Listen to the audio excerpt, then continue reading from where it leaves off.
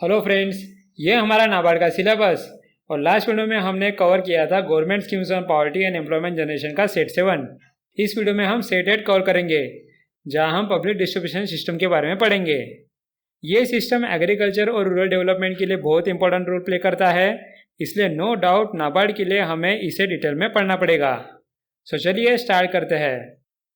ये scheme ministry of consumer affairs, food and public distribution चलाती है। यहाँ कंसेप्ट ये है कि जहाँ फूड ग्रेन्स की कमी है या लोग अफोर्ड नहीं कर सकते, वहाँ फूड डिस्ट्रीब्यूट करो। मैं आपको इस स्कीम के काम करने का साइकिल बता देता हूँ, जिससे आपको ये स्कीम अच्छे से समझ आ सके। देखो, सबसे पहले central government food corporation of India की मदद से या फार्मर से मिनिमम सपोर्ट प्राइस में फूड ग्रेन्स खरीदती है। ये खरीदने के बाद वो food grain FCI state government के गोडाउन्स में जाके ट्रांसपोर्ट करके आती है। अब यहाँ से स्टेट गवर्नमेंट का काम शुरू हो गया। स्टेट गवर्नमेंट ये फूड ग्रेन्स उनके ही फेयर प्राइस शॉप्स में स्टोर करती है और फिर स्टेट गवर्नमेंट गरीब लोगों को राशन कार्ड देती है, जिससे वो फेयर प्राइस शॉप में जाकर अनाज ले सके। क्लियर हो गई आपको प्रोसेस? इस तरह से पब्लिक डिस्ट्रीब्यूशन सिस्टम काम करता है। So let's see what it says. The Public Distribution System is an Indian food security system established under the Ministry of Consumer Affairs, Food and Public Distribution. PDS evolved as a system of management of scarcity through distribution of food grains at affordable prices. The PDS is operated under the joint responsibility of the central and state governments. The central government, here through the Food Corporation of India, has assumed the responsibility for procurement, storage, transportation and bulk allocation of food grains to the state governments. The central procures food grains from farmers at a minimum support price and sells it to states at central issue prices. It is responsible for transporting the grains to godowns in each state. The operational responsibilities including the allocation within the state, identification of eligible families, issue of ration cards, and supervision of the functioning of fair price shops, etc. rest with the state governments. States bear the responsibility of transporting food grains from these godowns here to each fair price shop, that is ration shop, where the beneficiary buys the food grains at a lower central issue price. Many states further subsidize the price of food grains before selling it to beneficiaries. अब friends, हम देखने वाले हैं कि public distribution system कैसे start हुआ और धीरे धीरे वो डेवलप कैसे होते गया। देखो फ्रेंड्स, यहाँ पब्लिक डिस्ट्रीब्यूशन सिस्टम डेवलप हुआ था वर्ल्ड वॉर 2 में, जब सोल्जर्स को और वार जहाँ हो रहा है वहाँ के लोगों को फूड देने का काम ये सिस्टम करती थी। उस टाइम पे सारा स्टॉक इंपोर्ट किया जाता था और वो इस सिस्टम की मदद से बांटा जाता था। अब यही सिस्टम 1960 तक चली, लेकिन उसके बाद गवर्नमेंट ने एक बड़ा डिसीजन लिया। उन्होंने 1965 में एग्रीकल्चर प्राइस कमीशन और फूड कॉर्पोरेशन ऑफ इंडिया निकाली और तब से फार्मर से MSP में फूड ग्रेन्स लिए गए और वो कंज्यूमर्स में बांटे गए। अब एक चीज़ याद ध्यान रखो कि उस वक्त गरीब लोगों की बात नहीं की थी, बल्कि सब लोगों को इसका फ़ायदा मिलता था। लेकिन उसके बाद गवर्नमेंट ने 1992 में रिवैम्प्ड पब्लिक डिस्ट्रीब्यूशन सिस्टम निकाला। उसमें यह कहा गया था कि FCI उन्हीं लोगों को फूड ग्रेन्स देगी जो लोग हिली एरियाज़ में रहते हैं, रिमोट एरियाज़ में रहते हैं या इनएक्सेसिबल एरियाज़ में रहते हैं। गवर्नमेंट का ये मानना था कि गरीब लोग ऐसे एरियाज़ में ही रहते हैं, इसलिए उसी एरिया में फूड ग्रेन्स देना चाहिए। यहाँ तक आपको स्कीम क्लियर है? So let's see what it says. The PDS was introduced around the World War II as a wartime rationing measure. Before the 1960s, distribution through PDS was generally dependent on imports of food grains. It was expanded in the 1960s as a response to the food shortage of time. Subsequently, the government set up the Agriculture Price Commission and the FCI to improve the domestic procurement and storage of food grains for PDS. By the 1970s, PDS has evolved into a universal scheme for the distribution of subsidized food. Yet in 1992, the PDS was general entitlement scheme for all consumers without any specific target. The revamped public distribution system was launched in June 1992 with a view to strengthen and streamline the PDS as well as to improve its reach in the far-flung, hilly, remote and inaccessible areas where a substantial section of the underprivileged classes lives. अब friends, हमने revamped public distribution system में देखा था कि government ने बस hilly areas, remote areas और inaccessible areas पे फोकस किया। उसका रीज़न ये है कि उन्हें लगता था कि वहाँ गरीब लोग रहते थे, लेकिन ये ज़रूरी नहीं था। आपको पता ही है कि गरीब लोग शहरों में या अच्छे गांव में भी रहते हैं, वो लोग इस स्कीम से छूट रहे थे। इसलिए गवर्नमेंट ने 1997 में the targeted public distribution system निकाला। यहाँ गवर्नमेंट ने पॉवर्टी लाइन का कंसेप्ट निकाला। इसके ऊपर के अबो पॉवर्टी लाइन और नीचे के बिलो पॉवर्टी लाइन। सो इसमें गवर्नमेंट बिलो पॉवर्टी लाइन के लोगों को इस स्कीम के बेनिफिट्स देगी। लेकिन फिर गवर्नमेंट ने सोचा कि क्यों ना बिलो पॉवर्टी लाइन के लोगों में गरीब से गरीब लोगों पे फोकस किया जाए। इसलिए गवर्नमेंट ने 2000 में निकाला अंत्योदय अन्न योजना, जहां सबसे गरीब से गरीब लोगों को अनाज देने की बात की। अब ये सब स्कीम नॉर्मली चल रहे थे और गवर्नमेंट इस पे काम भी कर रही थी। लेकिन इन सब का हिस्टोरिकल मूवमेंट आया 2013 में, जब पार्लियामेंट में एक एक्ट पास हुआ जिसके बाद ये बोला गया कि सब गरीब लोगों को फूड मिलने का राइट है। इसके बाद ये लीगली बाउंडेड हो गया कि गवर्नमेंट को ये बेनिफिट लोगों को देना ही होगा। उस एक्ट का नाम है नेशनल फूड सिक्योरिटी एक्ट। अब फ्रेंड्स, अब ये मत समझिए कि ये एक्ट आने के बाद पीडीएस सिस्टम और अंत्योदय योजना बंद हो गया। नहीं फ्रेंड्स, ये सब एग्जिस्ट करते हैं, बस इस एक्ट के तहत उनमें कुछ इम्प्रूवमेंट्स लाए गए और ये लीगल राइट किया गया कि गरीब लोगों को ये बेनिफिट मिलना चाहिए। क्लियर है? So let's see what it says. In June 1997, the Government of India launched a targeted public distribution system with a focus on the poor. Under TPDS, beneficiaries were divided into two categories: household below the poverty line or BPL and household above the poverty line or APL. The Antyodaya Anna Yojana was a step in the direction of making TPDS aim at reducing hunger among the poorest segments of the BPL population.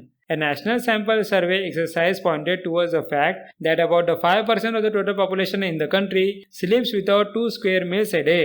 In order to make TPDS more focused and targeted toward this category of population, the Antyodaya Anna Yojana was launched in December 2000 for 1 crore poorest of the poor families. In September 2013, the Parliament enacted the National Food Security Act 2013. The Act relies largely on the existing TPDS to deliver food grains as legal entitlements to poor households. This marks a shift by making the right to food a justiciable right. और friend, जब से national food security act आया है उस वक्त से ये हर government exam के लिए इंपॉर्टेंट टॉपिक है। सो चलिए हम इसे थोड़ा डिटेल में पढ़ते हैं।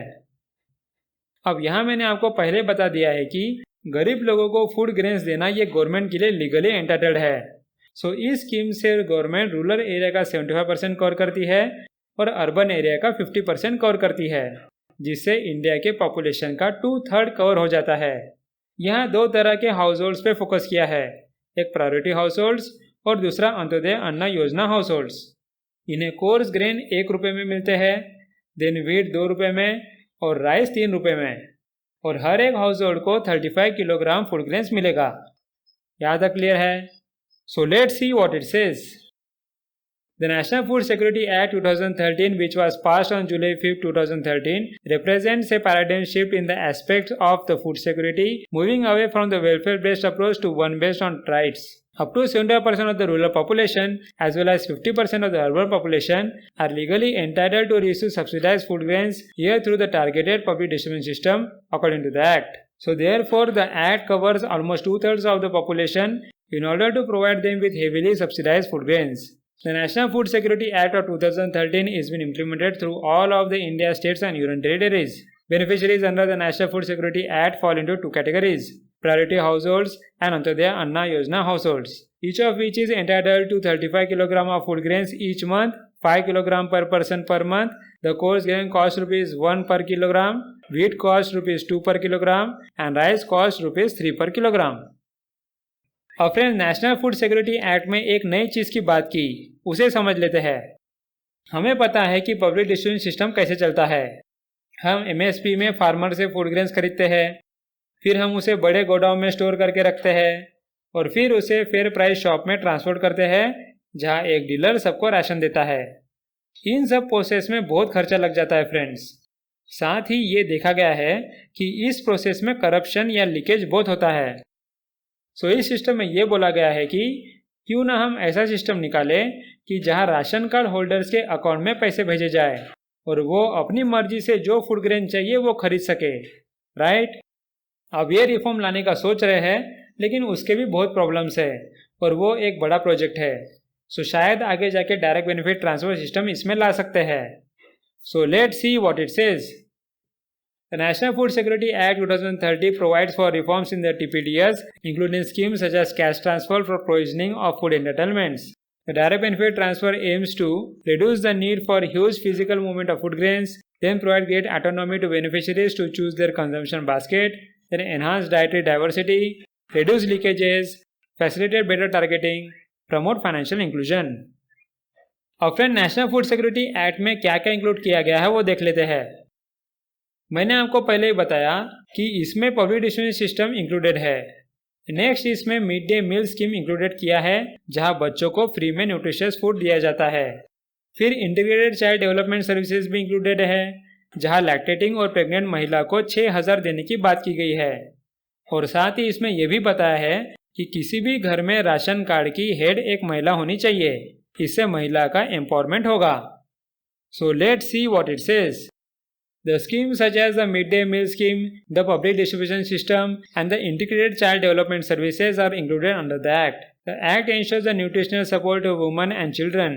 The pregnant and lactating woman would be entitled to nutritious meal free of charge under the MDM and ICDS schemes. Children in the age group of 6 to 14 years would also be entitled to free nutritious meals under the MDM and ICDS schemes. Maternity benefit of not less than ₹6,000 is also provided to pregnant women and lactating mothers. The Act also empowers the women by identifying the eldest woman of the household as the head of the household to issue ration cards.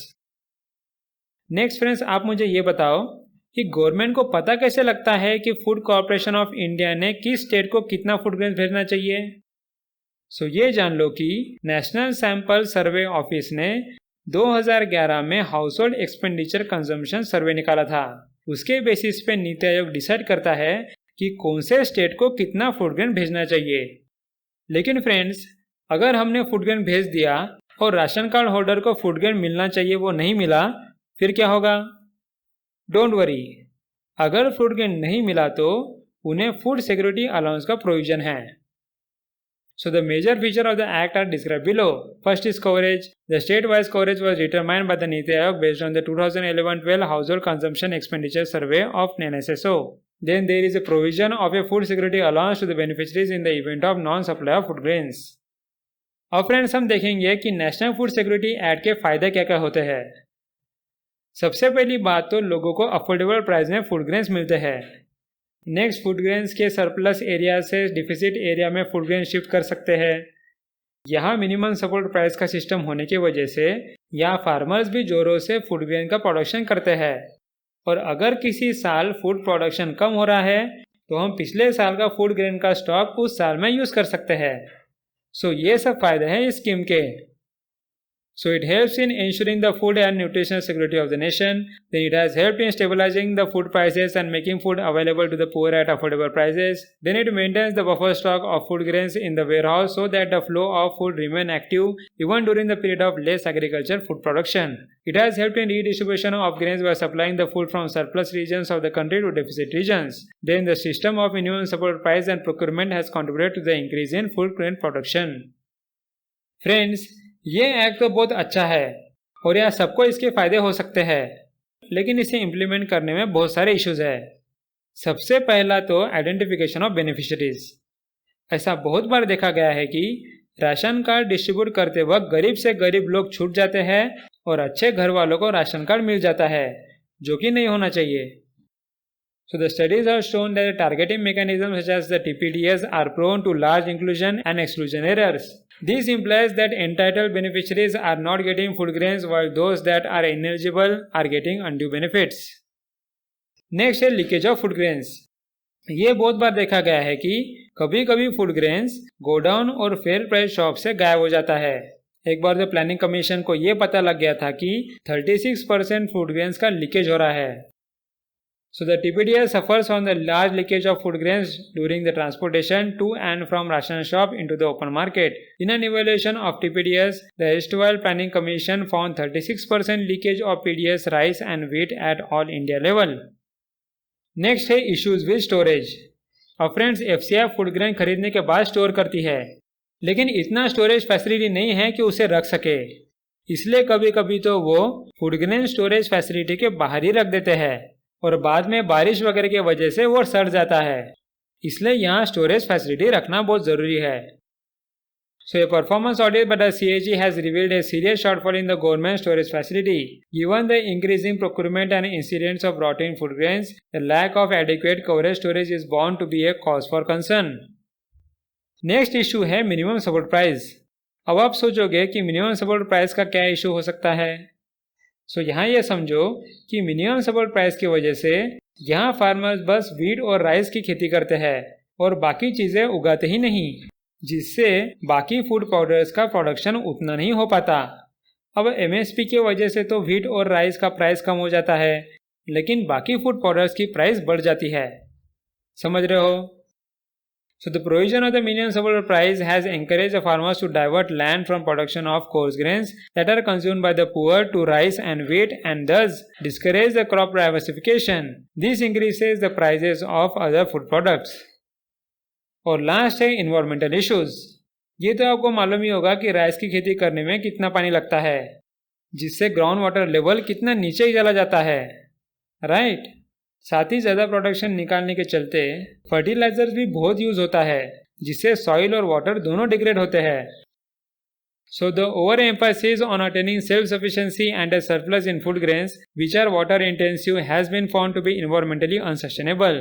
The procuring states such as Punjab and Haryana are under environmental stress, including the rapid groundwater depletion, the deteriorating soil, and water condition from overuse of fertilizers.